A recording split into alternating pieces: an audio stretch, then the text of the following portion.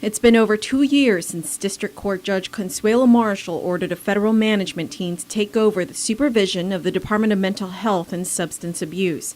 Marshall believes significant progress has been made since, and that Acting Director Ray Vega can now fulfill the duties of a 2004 permanent injunction. So the transfer of powers and duties now rest on the Department of Mental Health.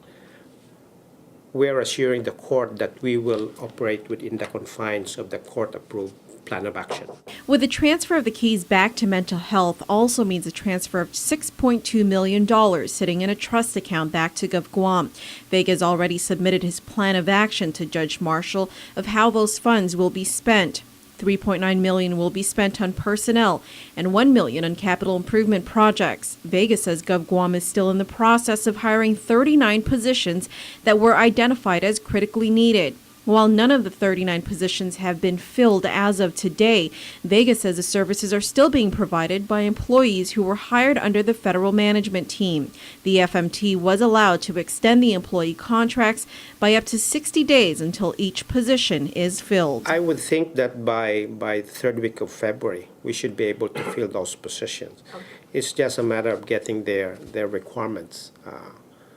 But we have enough psych tech to cover for the homes, residential homes right now. We made sure that those that are on board right now, those that were FMT hired, would continue until the transition is completed. It all started when attorney Daniel Summerfleck filed the class action lawsuit more than 10 years ago after years of neglect and failure to provide adequate services to the island's mental health patients. The court ordered GovGuam to pay nearly $16 million into the FMT to come into compliance with the permanent injunction. While resuming control is a major milestone for GovGuam, Vega says, we're not out of the woods yet.